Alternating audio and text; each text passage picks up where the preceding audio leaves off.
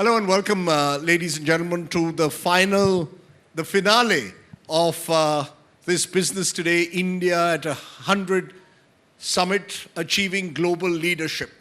The Prime Minister has suggested that the next 25 years could be an Amrit Kal, opportunity for India to move to the next level. But what could India at 2047 really look like? What is a new idea of India in 2047? Are we looking at the possibility of a second republic, a new Indian republic, or are we looking at perhaps more of the same? That's the question that we are going to pose and look at very specific areas where India may change dramatically over the next 25 years. Joining us now are two very special guests, Dr. Shashi Tharoor, congressman, author, public intellectual, diplomat. He's got a very long CV. And Harsh Madhusudan, author, investor, economist. Appreciate both of you joining us as we look at two sides, possibly right, left, and center. Give them a very big hand. As I said, we'll divide it into four clear segments. The first one, I'm going to be provocative right at the very outset. By 2047, will India become a Hindu Rashtra with a completely new constitution to the one that we had in 1950? Shashi Tharoor, why don't you kick off with that? Well, I think clearly it's part of the agenda of many of those in the ruling circles of our country. The truth is that the constitution we have established a certain idea of India, which is what we always refer to, one in which all citizens are equal, whatever your color, your religion, your caste, your creed, where you were born, what language you speak. If you're a citizen of India, your rights were equal. If you belong to a religion other than that professed by the majority, you could nonetheless profess your own religion and propagate it. All of this is provided for in the Constitution. And as you know, this Constitution was rejected and decried by those today we would call of the Hindutva persuasion. They argued from the very start that this was an Anglophile vision of India. From their point of view, India was a pristine Hindu state, and every non-Hindu here was either a guest or an interloper, a bandit. And from their point of view, that entitled the Hindus of this country to throw these others out or relegate them to second-class citizenship. Now, the idea has been modified over many years of ideological debate and contestation within the Hindutva Sangh Parivar, but the idea at core remains exactly this, that we should be a Hindu Rashtra, a state by and for the Hindus, and Hindus defined as people whose motherland, fatherland, and holy land are this particular country. Now, this notion excludes, obviously, everybody who's not a Hindu, Sikh, or Buddhist, or Jain. Otherwise, because those are the four whose holy land is also India. For everyone else, you are going to live here on sufferance and on the terms that will be decreed by the Hindutva leaders. So when they say things like, well, we don't mind if you want to worship towards Mecca, but you better declare yourself to be a Hindu Mohammedan or a Hindu Christian, that already is a transformation that others are going to find difficult to accept. So to my mind, that's the direction in which the country is heading. But you ask, will there be a new constitution? I think that's easier said than done. I don't think it's going to be that easy to rewrite a constitution, the very constitution by which everyone in the government today has sworn an oath and which is upheld, whose basic structure has been upheld by successive Supreme Courts. But what the government has been able to do is, frankly, ignore some of these provisions of the Constitution, as when the Prime Minister goes off and conducts a Bhumi Puja at Ayodhya, or when he indeed does a consecration of the laying of the first markers for the new Parliament building. It's not in the Constitution, and certainly it can be said to even go beyond the Constitution in finding the head of government performing a religious function for an institution belonging to a secular state. But if they can do that without changing the Constitution, will they need to change it, Rajdeep? No, before I come to you, Harsh, just to get this right, the Constitution has been amended on several occasions, including the word secularism, which in itself was inserted into the Constitution, and for 75 years, the Nehruvian vision of secularism has prevailed over other competing ideas. I'm asking you, as we look to 2047, do you believe that Nehruvian vision of secularism will increasingly be relegated into the pages of history books, and through the Constitution Amendment, we will have, by 2047, a new vision of an Indian secular republic? the word secular didn't make us secular. We are a secular country and society for thousands of years, and on top of that, our secularism is already enshrined in the Constitution without using that word. Otherwise, how do you have the right to worship? How do you have the right to profess religion? How do you have the right to propagate religion? All of these imply that the state is neutral about your religion. It's clearly at odds with the notion that we will be the land of one set of people, the Hindu Rashtra. And therefore, it seems to me, you can take the word secular out, it'll still remain secular. No, Harsh. I absolutely agree with Shashi. The word secular did not make us secular. The Hindu majority made us secular. If you look at India, there are two Punjabs. They are not together. Indian Punjab is very happily with Tamil Nadu, and Indian Bengal is very happily with Gujarat, but the two Punjabs are not together and the two Bengals are not together. Why is it that? That is because India has always been a Hindu Rashtra. The difference is between Rashtra and Rajya, between nation and state. And the question is, how much does the constitution reflect it or should reflect it? And that's a legitimate debate to have. But India has always been a Hindu Rashtra. As Sri Aurobindo said in his Uttarpara speech, that Sanatan Dharma, that for you, for all of us, is nationalism, just before he retired to a life of spirituality in Pondicherry. So it depends how you define the word Hindu Rashtra, but in a very broad, pun-intended Catholic sense, small c Catholic sense, it has always been a Hindu Rashtra. Now on Hindutva, you mentioned about at the sufferance of the majority. The person who actually coined the term, the person who popularized the term, Veer Savarkar, he was very clear that everybody will have equal individual rights in this free Hindustan. In fact, he went to the extent of saying that we might even have proportional representation at one point in the parliament and all cultural autonomy. So the person who actually popularized the term, we should be decent enough to take it at the face value. It is the so-called Hindu right. I think right and left does not really apply to India, which is actually perfectly fine with secularism, that is religion-neutral personal laws, religion-neutral educational institutions, and it is the so-called secularists who want Muslim men to have 4 wives, at least legally, who are okay with polygamy for some and not for other. For Acharya Kriplani, during the Hindu Code Bill debate, told Nehru on his face that you are bringing monogamy for Hindus, take it from me, the Muslims are ready to have it, you're not brave enough to do it. So let us not use straw men to take the debate in the wrong direction. You just raised that straw man, Harsh, yourself. Just two things very quickly. When you speak of Hindus as a nation, quoting Aurobindo, and when you quote Savarkar, Savarkar, by the way, said in 1937 as president of the Hindu Mahasabha that India has 2 nations, the Hindus and the Muslims, which is the words that were echoed 3 years later by Jinnah and Lahore. So the fact is that this notion of nationhood is an exclusive one. It excludes those who do not subscribe to the notion of a Hindu identity. Was Savarkar not proven correct by partition? Let us ask that honestly. Well, I think again, Lahore is not in India. My grandmother was born there. My wife's grandmother grew up in Bangladesh. That's not part of India last I checked. It is a reality, it's a lived reality that those parts of the Indian subcontinent where Hindu majority stopped are no longer India. Perry Anderson, an academic, once attacked Nehru from the left, said wherever the Hindu majority stops, AFSPA begins. And Indian secularism is nothing but a version of Hindu confessionalism. He was attacking Nehru from the left, saying that Nehru was a crypto-Hindutva figure. So it really, and remember, Indian Union Muslim League, All India Muslim League, very much saw Nehru and Gandhi as Hindu figures. And Patel famously said in a speech, just days before Gandhi was murdered by Godse, in January 1948 in Kolkata, that what ek din mein kya badal gaya? Ki sare Muslim League wale Congress ban gaye. Congress was the large church, again pun not intended, Hindu party. Big Tent. It was the Big Tent Hindu party. No, but the fact is in 1947, Pakistan decided to become an Islamic Republic of Pakistan. Very clearly. And India didn't. Shashi Tharoor has been attacked by his own party at times for saying that India will never become a Hindu Pakistan. That's right. And you still believe that therefore there is a distinction, a firm distinction between the route that Pakistan chose and the route that India did. I ask you, looking ahead to 2047, do you believe India will move towards a point where on August 15, 2047, we will be declared as a Hindu Republic of India? There's a struggle for India's soul going on right now. There's certainly people in and close to the ruling establishment who would like to see India officially declared a Hindu Rashtra. And there are people outside who resist that for precisely the reason that Harsh mentioned.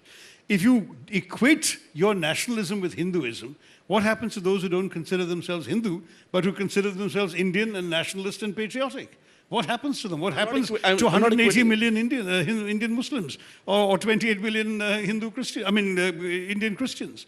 The truth of the matter at the end of the day is, you either have a notion of Indian civilization as exclusive or have a notion of Indian civilization as inclusive. My notion, which indeed you're right, is Nehru's notion as well, is that ours is a civilization to which all sorts of streams have contributed. What is that civilization? It is the Hindu civilization. Into which various streams have flowed. Exactly. So it starts off, obviously, with what is totally indigenous, but we have not been immune. Look at what you're wearing, Bhai Harsh. Which Hindu invented these clothes? I think Hinduism is universal. I think Hinduism is not just Indian. There you are. So in that case... I could do no better than quote Shashi himself. He says, Hinduism has no one founder, no one prophet, no one holy book, no one God, no one way of praying. He actually believes in Hindu exceptionalism. I am arguing his point of view.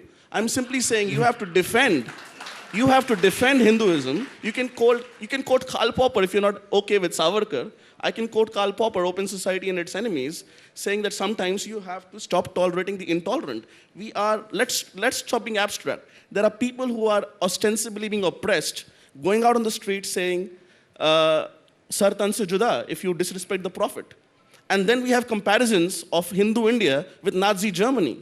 I don't remember Jews going out on the street saying they will go and behead Gentiles. So let us be very clear that this is nothing but gaslighting, people who are actually being scared, and not just Hindus, liberal Muslims, reformist Muslims, Muslims who came out and said, let's be for free speech, either during the Charlie Hebdo case or during the Nupur Sharma case. They were beaten by Muslims, and both BJP and non-BJP governments let them go and rot in jail, or they had to go underground. It is a collective failure. I'm not arguing on behalf of a party. The Indian state has let go of the minority within the minority, the liberal, reformist Muslim, however rare that creature may be. Maybe it's not so rare, maybe they just don't speak out much for understandable reasons.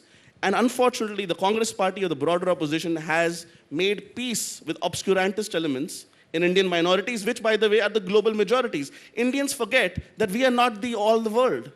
We are the last surviving, quote-unquote, pagan civilization. Even the Chinese are officially communist.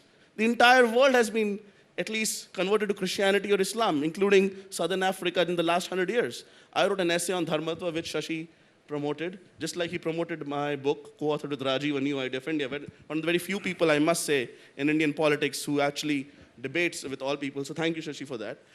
And I really believe that we cannot understand India without looking at the world at large. And global Islam is going through a crisis. Indian Islam is only one section of that. Since the 1970s, there has been a massive increase in Islamic radicalization. You can go to Kerala, you can go to any part, and what you would not see earlier, you see right now. In dresses, am I wrong, Shashi? No, I've written about this, so I know what you're talking about. But the truth is, and you're allied with IUML in your UDF. You know, in a way, somewhere, the crisis in a way of the Congress party is being almost equated with the crisis of Indian secularism. Today's a decent day. Today one of your leaders, your sort of so-called Kashmiri Muslim face, Ghulam Nabi Azad, has left your party angrily. So I think what has happened, it appears almost that the decline of the Congress, which many believe by 2047 may not even be around, or maybe a much weakened force, leads people to believe that will we, in a way, continue to embrace the Congress's vision of secularism, or are we now moving to a more BJPized Hindutva view of our constitutional republic? I think that's what I'm asking. In the next 25 years, do you see those forces getting momentum as you and your party get weakened? As I say, the Congress view of secularism is actually, by and large, the majority Indian view. And let's not forget that it got warped by vote bank politics. In the polls. It got warped by vote bank politics of majority communalism and minority. You ran with the secular hare and hunted with the communal hound. Look, you know how long I've been in the Congress? 13 years. And in these 13 years, I have never had any truck with communalism by any faith. I have not hesitated to criticize majority communalism, and I've not hesitated to criticize minority communalism. My view, very simply, is we've got to live together. I mean, I am a deep Bhakta Vivekanand, who taught us very simply that Hinduism is not just about tolerance, it is about acceptance. The tolerant guy is basically very patronizing. He's also ready to fight for Hinduism, you remember, right? Yeah, he said, if you try to forcibly convert me, I'll go and actually fight you. No, but what is the idea of Hinduism he's talking about? He said, I mean, what is tolerance? Tolerance says, I have the truth, you are in error, but I will indulge you in your right to be wrong. We believe in mutual respect. Whereas, exactly, acceptance says, I believe I have the truth, you believe you have the truth, I will respect your truth please respect my Hinduism is exceptional in that way, and therefore, Absolutely. to preserve the Hindu character of so Indian that's not civilization. just Congress secularism, boss. That's what our civilization, in my view, is all about. But if you have a different view that says that you reduce the Hindu identity to that of the British football hooligan, and you say if you don't support my team, I'll bash you on the head. That's not Hinduism. But Harsh, as we end this segment, the question arises, is this going to become more and more of what is described as a majoritarian country? As you move ahead, where, in a sense, we have a parliament. I'll answer you that very simply. Where we have a parliament, for example, where the party ruling the country with more than 400 MPs between the two houses doesn't have a single Muslim MP today. No, now, does that worry you? Should we be worried that the fact is we have one of the largest Muslim populations in the world, and somewhere or the other, every day there is a dog whistle or some element of demonization? Will that increase, intensify going into 2047? First of all, the demonization is both ways. Like Sartan Sajuda, I just recounted to you. So it's not one way. Secondly, India is the only democracy worth its name between Israel and South Korea. Again, it's not a coincidence that it's a Hindu majority in this part of the world. Now, to answer your question, I fully agree, and I'm worried. I want to see a strong opposition. However, to see a strong opposition, the Congress, or whatever replaces the Congress, will have to give ground on the Uniform Civil Code, on 370. The Congress party has still not accepted the abrogation of 370. Kejriwal was smart enough, at least to rhetorically accept it. Now, if today I, as a median voter who's not a member of any political party, by the way, I cannot trust the Indian National Congress to preserve and defend the Indian national interests despite their massive Hori lineage, because currently, the people who are on charge, they just don't inspire that confidence. But beyond the Congress and BJP, Shashi Tharoor, Uniform Civil Code, inevitably, in the next 25 years, do you believe that a Uniform Civil Code is almost inevitable, given the fact that if you want equality of citizenship, have equal laws? Why should we, 1950s Directive India, principles of the Constitution, where there were concerns post-partition that Nehru may have expressed, which is why a particular direction was taken by the Indian Republic, is very different from India in 2022. Do you believe a uniform civil code is an idea whose time has come? Look, Nehru said himself it's a very desirable objective. But he also said you've got to take people along with you. He had so many difficulties passing the Hindu Code Bill. You remember Ambedkar resigning over it. The fact is that when reforming religious personal law is the most difficult thing in a traditional hidebound society, change comes gradually. But you believe it should. He said 370 was a temporary provision. What we objected to, I spoke for the Congress and the Lok Sabha, was the way in which this was done and the manner in which it was conducted and the precedents It reminds me of St. Augustine, who said, God give me chastity, but not yet. The Congress's position on the common civil code, the secular civil code, and I don't think the Congress is a party of secularism. It's a very bastardized version of pseudo-secularism. Sorry to be very clear. Panth nirpeksh is the dharmic sense of secularism, not dharma nirpeksh. You cannot be neutral to dharma. You have to be panth nirpeksh. You're not panth nirpeksh if you have different laws. Show me the religion, I'll show you the law. That is not secular anywhere in the world. Why is the Congress party either opposing it, or Shashi, when he has to speak in more global audiences, said we agree with it, but we won't do it just yet? Why don't you get ahead of the train so that people say, wait a second, this Congress party we can trust? And by the way, the Indian Muslims will vote for the party who can get moderate Hindus. Because if you become the de facto Muslim League, even the Muslims will not vote for you because you're not electable. That's the only way to actually have a strong opposition in the country. For your own survival, you must actually become electable. So Shashi, I've won my last 3 elections, okay? So Shashi, you agree with Nehru when he said a uniform civil code is desirable? Yeah. But do you also agree that therefore in 2022 we need to have a relook at it and maybe look at it over the next 25 years as one of the objectives to try and build a more inclusive society, have equal laws? It shouldn't be a majoritarian code. It should be one that takes into account the views of all religions.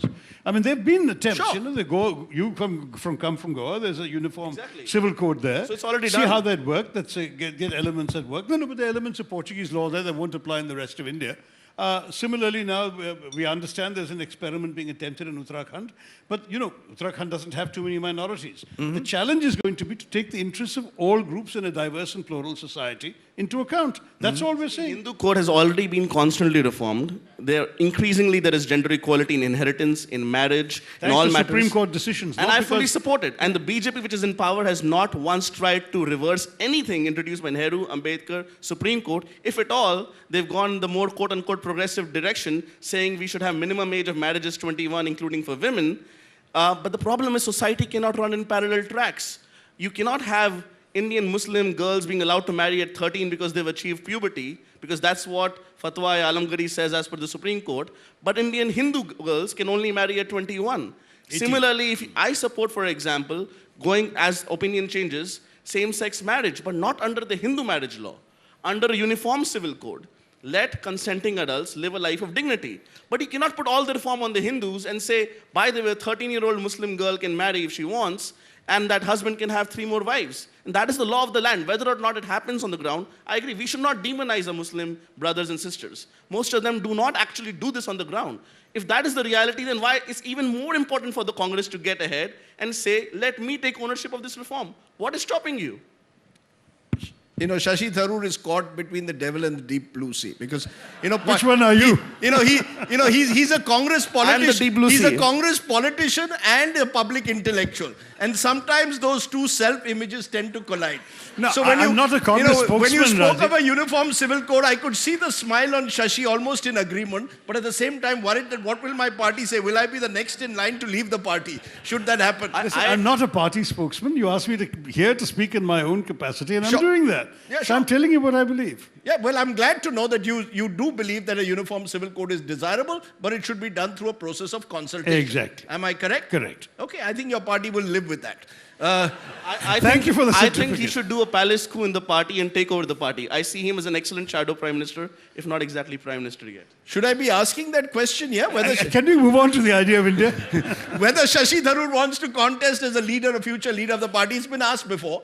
But you know, linked to that, just since we are looking ahead to 2047, one more fear that is expressed is that by 2047, we could either be a single party autocracy, or we could be a country where, for example, the southern states are increasingly anxious that they are not getting their due in terms of the economic benefits being equally distributed across the state. Not That just they economic. they are the major tax-paying states of this country. They are the economically progressive states, but they're actually losing out when you talk of fiscal federalism.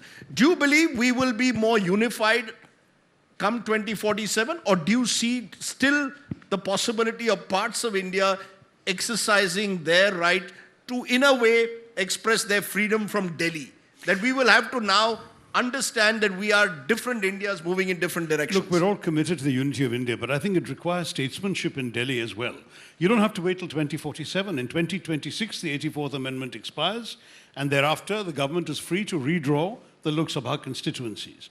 Now, they can either do it in a way that they can say strictly respects the increased population in the Hindi belt and give themselves, because they're all very strong in the Hindi belt, the ruling party, give themselves a 2/3 majority in the Lok Sabha. Or they can say we've got to find arrangements that take the rest of the country along. Because if they do give themselves that 2/3 majority, and the first opportunity declare Hindi to be the national language, thereby disempowering the non-Hindi speakers, thereby declare a Hindu Rashtra, thereby disempowering the non-Hindu believers, and so on. If they do all of that, you will have a serious crisis of allegiance. Because there will be people in the South saying, why do we want to be part of this experiment? Frankly, these are issues that people in the North have to be much more sensitive to. But if they have the wisdom and the statesmanship to say, we can make adjustments, but we don't have to put ourselves in a position where people will need to fear that, you know, Aryavrat has been recreated in the North and everybody else is a supplicant, subjugated kingdom, as in the bad old days. If they don't do that, they show statesmanship, there's no reason why we shouldn't be a triumphant, unified, and successful country. Harsh, do you agree with that? No, Or do you think that there are real cleavages that are emerging in India between states that, for example, are rapidly pushing towards possible double-digit growth versus states which are struggling with population, with resources, with industrialization? So you've got two Indias or multiple Indias. You perhaps always have had them, but the inequalities, if anything, are only growing between North and South in particular. I think there are multiple aspects there. We are seeing early signs of economic convergence between the states, coastal, broadly South and West, and the interior, North and East. We are seeing early signs of convergence, Uttar Pradesh most prominently. But to answer it broadly, I think the fault lines are actually healing gradually instead of becoming worse. For example, look at southern movies doing so well all over the country. Look at the fact that it is so easy for somebody to plug and play, relocate from Kolkata to Bangalore to Mumbai to Delhi and vice versa. that kind of broad basing of the middle class kind of fungibility was not there earlier. Earlier it was the ICS, then the IAS, which actually, and before that, you could argue the Brahmins of the country, the sacred geography. If somebody would go and be a Pandit in Uttarkashi from the south or vice versa, Diana Ek wrote the sacred geography of India, and many Indian authors wrote as well. So I don't agree with the notion that we are falling apart, precisely because the notion of civilizational awareness of what keeps us united is very much there and actually becoming stronger as the fault lines of caste and language actually go less and less. There is a lot of politics on language, I will grant you that. I don't think anybody will ever declare Hindi as a national language. If at all, Sanskrit at some point could become a link language. But it is important to understand that it is Hindi plus English, some kind of Creole there, has become the de facto language of the street in most Indian cities. That is an organic process. It has not been enforced by anybody, and that is how it should be. But I do not support having one language for the entire country, and I don't think anybody sensible in the BJP does so. But every session of parliament, some BJP MP stands up and says, there are so many MPs. If you had so many MPs, you'd also have some people saying silly things. So let's be clear. Do you think the Indian state in a sense is behind civil society? Civil society in its own way is organically integrating, North and South are integrating. It's the Indian state which perhaps is a step behind. Do you believe that the Indian state needs to recognize in a way that perhaps the gap between Delhi and South India or Thiruvananthapuram needs to be bridged? Look, Bollywood is actually doing a better job in promoting Hindi than the Hindi Prachar Sabha. I mean, the fact is that you can have all these committees to promote Hindi coming out of Delhi. But if people need to understand some Hindi to follow their favorite films, that'll be enough for them to have an incentive to acquire it. I mean, why do people learn languages? Because it's useful for them in some way. If you make it obligatory that you can't deal with the government without knowing Hindi, or you can't deal with officialdom, you can't deal with the courts, then you have people's backs coming up. Whereas, yes, English isn't anybody's first language in the South or the North, but at least everyone's at an equal advantage or disadvantage. Everyone has to make the same effort to learn it. Therefore, it becomes a useful link language. That's the concept. So basically, 2047, you see a more unified, harmonious India. I'm saying it can be possible provided those who are ruling India show the wisdom and statesmanship required to recognize it. Basically, you're asking the public Don't pander to the worst elements within your ruling party movement. Basically, you're asking, make us the ruling party once again. Oh, that'll be very welcome, absolutely. I don't know whether that'll happen by 2047, but thank you. I won't be around to find out, but thank you very much. Neither will the Congress. But the fact is, equality is the other notion which was part of the very basis of the first Indian Republic was that equality of citizenship. But if you look at income inequalities, for example, and that is the big challenge, 10% of our population accounts for 58% of this country's national income. And the income inequalities have only seemed to be widening at one level. You've got this great Indian middle class that has emerged. You've got millions of people who've been lifted out of poverty, but you still have sharp income inequalities. Do you see that as one of the fractures that could widen in the next 25 years? Or do you believe that as the economy grows, the fact is we will have those inequalities also lessening? So I think there are a couple of aspects there. Inequality per se, and then opportunity/mobility. I think inequality, if you take a longer lens, Mughal period, British period, the Nehruvian socialist period, where of course a lot of the wealth at the top was not reported, by the way, because you had 97% taxes. I don't think inequality in that sense is increasing. In the last 20, 30 years, perhaps yes. Remember, the top Indian talent pool is globally mobile.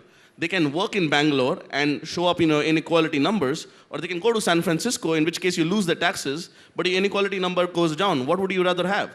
That's one. Secondly, it's more important to have broad-based opportunity and socio-economic mobility. Now, on that case, for example, the fact that we are finally focusing on toilets, we're finally focusing on roads, we're finally focusing on electricity at the last level, drinking water at the last level. That is actually a real investment in human capital. I mean, I say that some of the most obvious Amartya Sen ideas have actually been implemented by the Narendra Modi government. And I think one of the reasons that has happened is, let us be honest, he actually comes from the socio-economic background.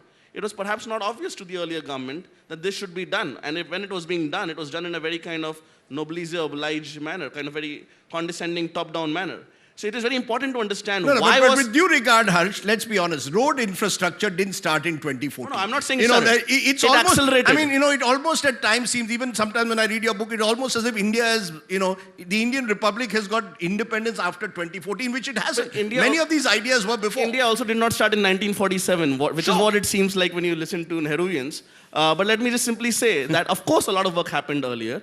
But the fact that this final human capability has been bank accounts, especially women getting it, why was this not done earlier? Why was drinking water not a focus earlier? The bank accounts were done earlier, but I'm actually not going to argue on one important point. I think that if you look at the hardware of development, the ports, the roads, the infrastructure, the railways, all of these things, this government is paying attention. And I will not criticize them. They've been giving it priority. But when it comes to the software of development, the fact that you still haven't seen an improvement in at least 250 million of our people do not have a primary healthcare center within 5 kilometers walk of their places of residence, a place where they can actually get a nurse or a doctor and medicines. So that's going to be an injustice that needs to be addressed. You need decent schools for our people. Our government schools are not decent, massive teacher absenteeism, lots of problems. So the ordinary person in India is not getting the education that will enable them to take advantage of the opportunities that the world offers them. So education and healthcare both need serious attention.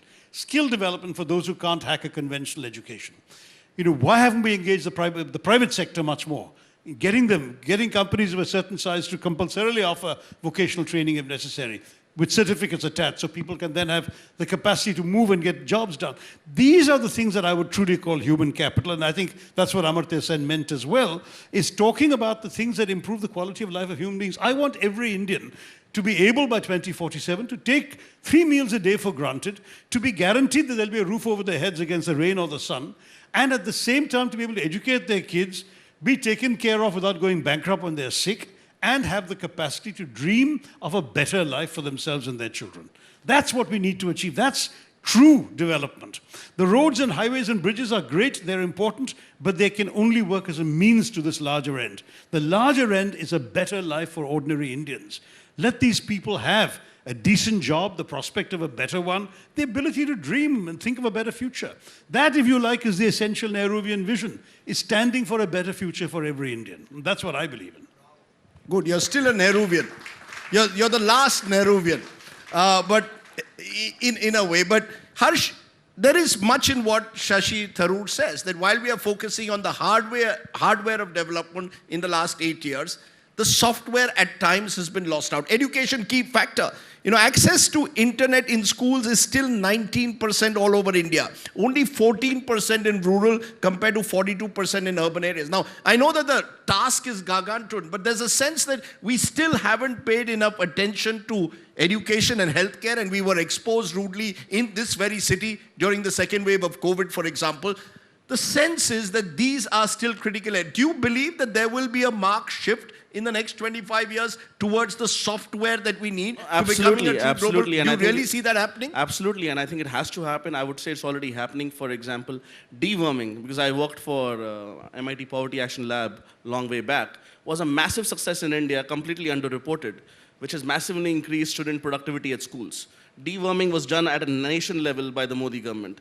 Now, on education, I agree that it has been one of the less prioritized ministries. Just like Shashi conceded physical infrastructure was a good job, I would also concede that the soft part was not done very well. But, you know, they have more years, and it looks like they'll have more years in 2024 beginning as well. So we'll see where that goes. We can help I must say one thing, that actually on the health side, the digital public goods, for example, the way this vaccination was done, for now 2 billion vaccines and counting. And it is a fact that my friends in the US, they never really had this kind of ease for their verification of vaccination, to go and show into the airport, etc. On the internet part, I agree, much more needs to be done. But remember, the national telecom policy of Vajpayee government is what actually led to the massive rise in internet connectivity. And right now, after Jio, so it's not just the government, it's the private sector as well, we have the world's cheapest internet and the most downloaded gigabytes per person in the world. Now, how much of that is salubrious or not, I don't know. but a lot of good stuff is happening. The speed is to be beyond out.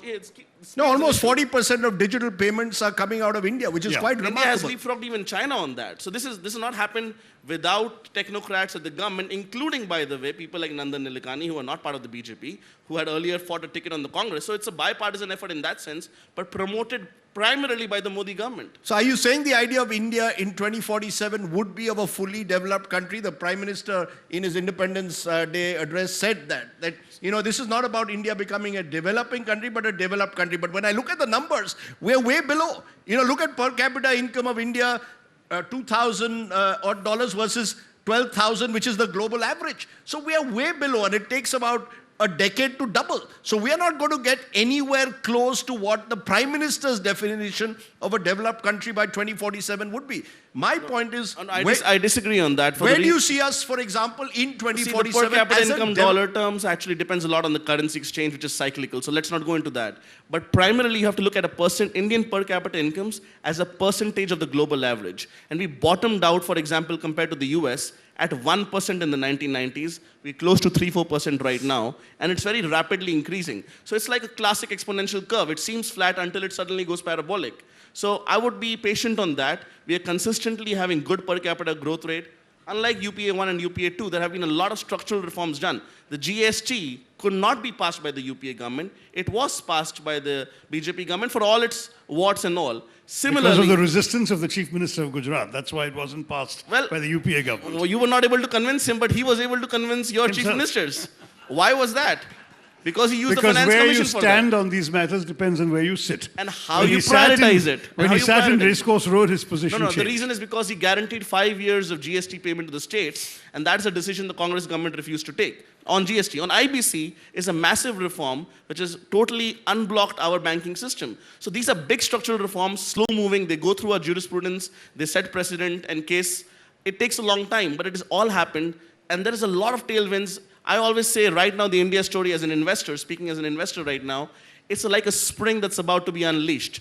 And there's a lot of short-term pain, a lot of long-term gain, and in this case, I'm going to eat my cooking. So, I have massive skin in the game. So we'll find out. My third book is called Long India, and that's what I'm writing about. Shashi Tharoor, in that sense, and as we sort of wind down, do you believe India will be a better place to live in 2047 than it is today in 2022? I mean, if we ask this question possibly at the dawn of independence in 1947, and you looked 75 years later, you'd probably think the glass is half full and not just half empty. Your sense, do you believe India will be a better place to live in? There are serious challenges on the environmental front. I mentioned income inequalities, which are stark. There are possible north versus south challenges between states that are moving much faster than the rest. Do you believe we will be a better place to live in? And therefore the new idea of India, as you see it, in 2047 will make India a better place to live in? It could be, but it'll also depend on whether we can preserve social harmony and social peace. In other words, I think on the economic front, we've grown in every respect, every yardstick. I mean, Britain left us as a country with 16% literacy, 8% for women, 90% of people below the poverty line, and a life expectancy of 27. We've already come a long way from there. Okay, so your literacy rate is 82%, your life expectancy is 70, your maternal and child health and mortality figures are down.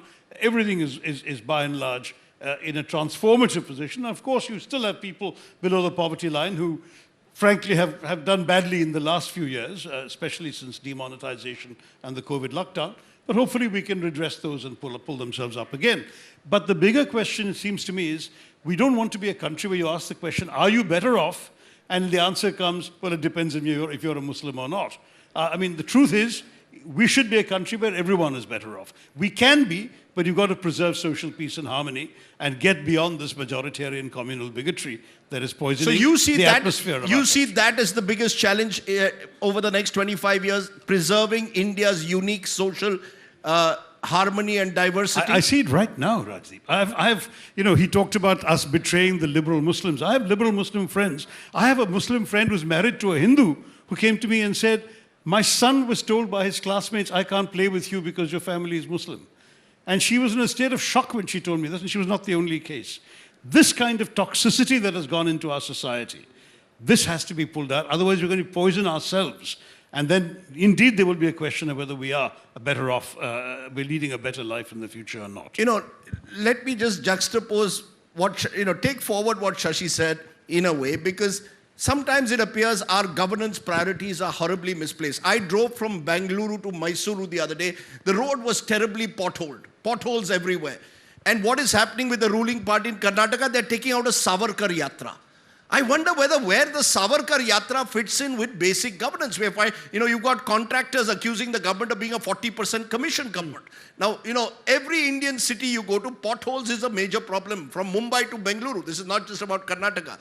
And then you hear of Savarkar Yatras taking place. You hear of religious processions. You hear of Muslim traders not being allowed at religious festivals in Karnataka. So, Harsh, you're pointing out to our civilizational greatness. But on the ground, look at the reality. We seem to be forgetting. The average person not interested in what happened 1,000 years ago. He is living with the here and now. And we seem to have completely misplaced we are actually priorities. issuing threats to each other about people who lived more than 1,000 years ago. So what you're saying is not factually correct. We are issuing threats to each other based on disrespect, apparent disrespect, to people who lived more than 1,000 years ago. So history is very much relevant, whether Naipaul was absolutely correct on that. In terms of roads. No, I'm saying governance versus overt religiosity. I think it's a false binary. If you like good expressways, Yogi Adityanath is going to be your favorite chief minister. Uttar Pradesh by far has the largest network of expressways in India, and it's only growing by leaps and bounds. So there is no versus Savarkar there. So many of those started under Akhilesh Yadav also. Again, he'll get more 5 years so that we can discuss more expressways going forward. But let me answer, and more seriously, let me answer this question. I think it is the unique contribution of dharma to focus on fraternity. The problem with Western political philosophy is we're so focused on liberty versus equality, right? Like John Rawls to now the woke politics we are seeing. They forgot what keeps societies together. Hinduism is a very kind of problematic term in the sense we don't understand what you're talking about. Radhakrishnan used to call Hinduism a commonwealth of religions, not religion, a commonwealth of religions. It is the superstructure, the operating system that allows people to live with mutual respect. People who are threatening that operating system will face resistance. And unfortunately, on the ground, it sometimes gets ugly. No, but Radhakrishnan's Hinduism is very different, Harsh, from the Hindutva that is being practiced at... That is what you're not understanding. The same people who voted for the Congress who are now voting for the BJP. Forget voting preferences for a moment. The Hindutva of the political style that we are seeing today versus the philosophical, spiritual Hinduism that Radhakrishnan spoke about cannot be compared. I'm just asking you. I've written a couple of books about it. No, as we look ahead to 2047, are we going to see the fault lines increasing based on historical battles that have to be fought over Tipu Sultan, so for example, over Savarkar, or over basic governance? When Shashi writes against British colonialism, remember, they were British Christian colonialists. Nobody in India thinks that we are speaking against Indian Christians. So if somebody speaks against primarily Turkic Muslims, but also Afghan, Arab, Iranian occasionally, why do we assume we are speaking against Indian Muslims? The problem is if somebody today defends Aurangzeb, when we can see what is the reality of Kashi in front of our eyes, we can see the direction in which Nandi is facing. The problem is not in the past. The past is not yet past. That is the issue. There is no closure there. It's not past because you're not willing to put closure. Indian Union Muslim League partner of the Congress in Kerala supported the decision to convert Hagia Sophia to a full mosque. Let us ask him, is he okay with Ayodhya, Kashi, Mathura being all mandirs? And if not, why not? Remember, Somnath was converted, brought back to its glory by the Congress party, by K.M. Munshi, by Mahatma Gandhi's permission. He only said, please do not use taxpayer rupees, and we did not use taxpayer rupees. It is the Congress party which has left India. India has not left the Congress party. And that's all I would like to tell Shashi. If he wants to bring back the opposition, and people like him want to bring back the opposition, stop calling people bigots. Please introspect what has gone wrong, and you will realize the fault is not in our stars, it is in ourselves. Well, I'm glad that Harsh seems to have a fan club here, but the fact is that, almost every sentence he spoke deserves a challenge, particularly. I'm not a spokesman for the Muslim League, but they played an exemplary role when the Babri Masjid was knocked down in '92 in preserving communal peace in Kerala. Their spiritual and political leader did an amazing job of ensuring no passions were allowed to spill over in the Muslim community. I think having a Muslim party that believes in the idea of India and that actually educates women, that supports integration is actually good for India. I don't think it's a negative What about thing. a Hindu party that does that? Yeah, and when a Hindu party does that, that's fine too. We have them But too. then by numbers, they'll win the majority. No, but it cannot be a Hindu You have to have first But it- principles. No, 1 minute. It cannot be a Hindu party that then decides that we will ban Muslim traders from coming to religious festivals Exactly. in Karnataka, which they have been doing for centuries. And It will persecutes not girls be wearing the someone. hijab It will going to not be college. someone who will target someone on the basis of the clothes See, you the- wear, who you I marry, fully what you concede eat. communal. You No, agree see, with you that are or not? You're focusing on only one aspect of the ledger. You're not looking at the other side of the ledger. You're not looking at violence. Look, Harsh, when- you talked about Kashi Vishwanathan, we can talk about Gyan Vapi as well, and so on. The historical facts are not in dispute. The question is, if something was done wrong in 1700, should we use 2022 to settle it now? What's the harm Who in will get hurt What's today? the harm in conceding it to the Hindus today? Because the Muslims are worshipping at the spot What's today. the harm? It was meant to humiliate the Hindu majority. Let us be very blunt about it. How long are we going to Why be are we humiliated? taking down Why do we have this inferiority Why are we complex? taking down Confederate statues in the southern United States? That is also past, is it not? Why are we saying that no more statues of Lee in the southern US? We are therefore, Why is the Pope going and the apologizing? idea of India is meant to look ahead, not That's behind. right, that's right. I sometimes wonder whether the idea of India does not need to look at a rear view mirror. The idea of India needs to look ahead. That's what will build a really new idea of I agree. India. There you agree. Good, we've got agreement at least on that. That we don't need to look at Tipu possibly or Savarkar. We need to look. We cannot be ignorant of the past, otherwise we'll We be don't have condemned to to be repeat it. ignorant of the past. We don't need to settle past scores. Today. You don't need to necessarily, because that can lead to friction, and this is a unique country. It's perhaps the greatest country in the world, because over the years it's accommodated all kinds of people, Jews, Parsis, people have come from across the world and embraced India, and that perhaps makes this not a new idea of India, but the old idea of India that needs refreshment. Yes.